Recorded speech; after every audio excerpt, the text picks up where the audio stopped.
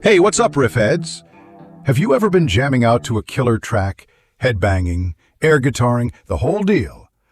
And then suddenly, this thought pops into your brain. Wait a minute. I've heard this exact riff before. Yeah, it happens more often than you think. Rock and roll history is absolutely littered with famous guitar riffs that sound ridiculously similar to another, often older song. Is it copycat? Is it subconscious inspiration? Or is it a full-blown musical heist? Today, we're going deep into the most famous sound-alike riffs that have fueled both iconic moments and major lawsuits.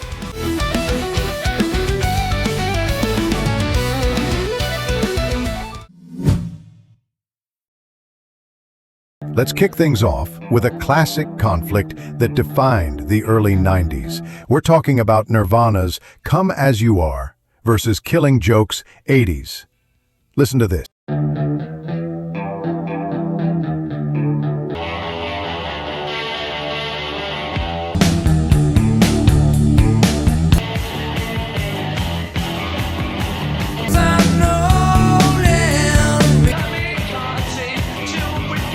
I mean, come on.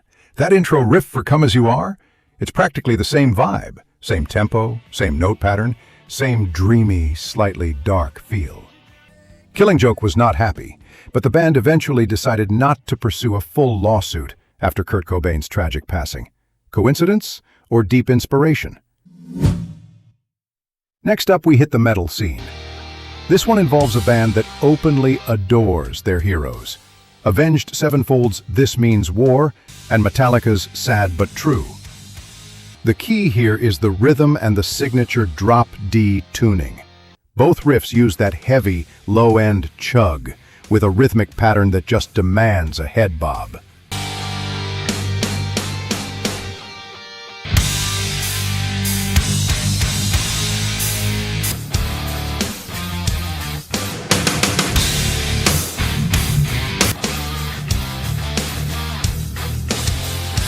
It's the ultimate homage that got a little too close to the source material. From classic rock's early days, we have a very interesting comparison. Led Zeppelin's Dazed and Confused versus Black Sabbath's Paranoid.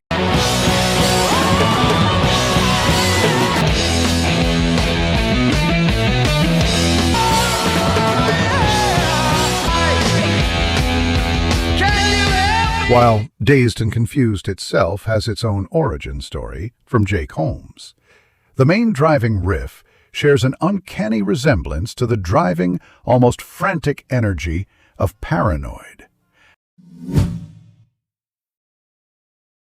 This time with a more modern twist. Here's Audioslave's Cochise against Pantera's I'm Broken.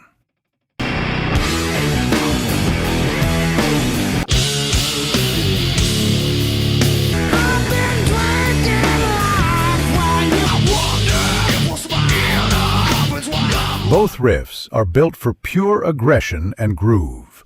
That slightly off-kilter, syncopated rhythm, combined with heavy distortion, creates a similar kind of head-banging momentum.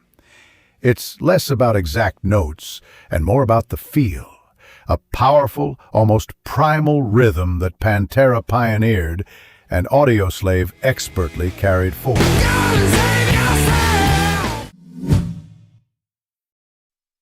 Now, for a famous one where the original artist was actually pretty chill about it. Tom Petty's Mary Jane's Last Dance up against Red Hot Chili Peppers' Danny California.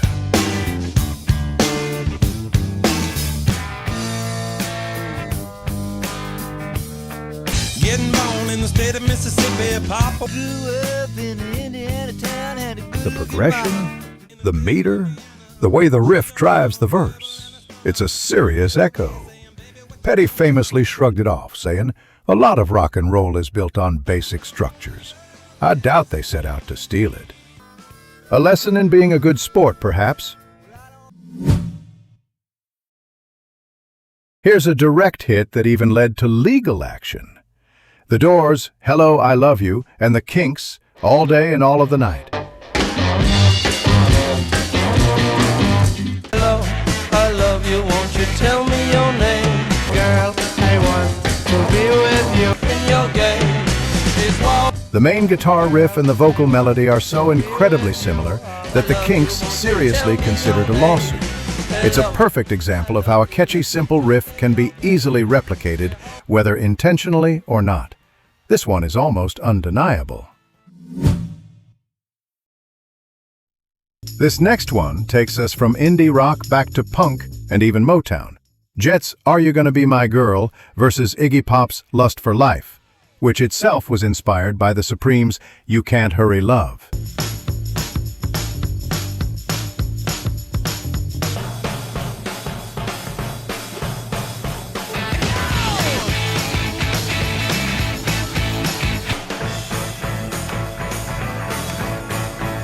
The driving drum beat and the rhythmic guitar or bass line are nearly identical.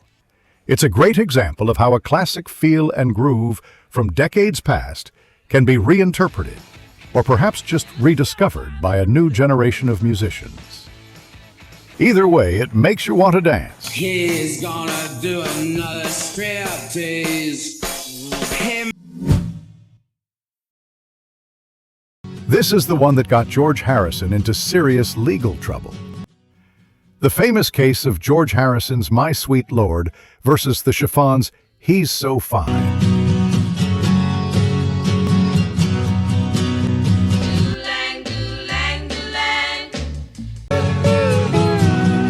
My sweet Lord, He's so fine. It's almost impossible to deny the likeness. The progression, the rhythm, the entire melodic hook, it's eerily identical. I don't know how I'm gonna do I it. really wanna see you. Harrison claimed it was subconscious plagiarism. A court later ruled that he had indeed copied it, even if unintentionally. A massive warning to all musicians: your brain is a sponge. And finally, one that might surprise you. Nirvana's Smells Like Teen Spirit and Boston's More Than a Feeling.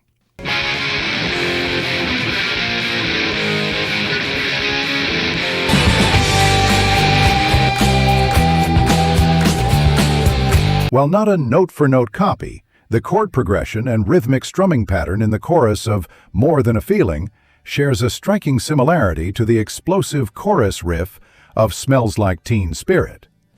Kurt Cobain himself admitted that the riff was cliché and hinted at its familiarity.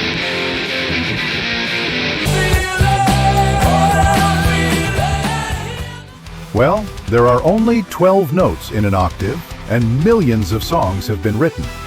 Sometimes two brilliant minds just happen to land on the same 4-bar sequence. But whether it's a tribute, a coincidence, or a straight-up swipe, one thing is certain: a truly great riff lives forever. It just might live in two different songs. Which one of these similarities blew your mind the most? Did I miss your favorite sound-alike riff? Let me know in the comments below.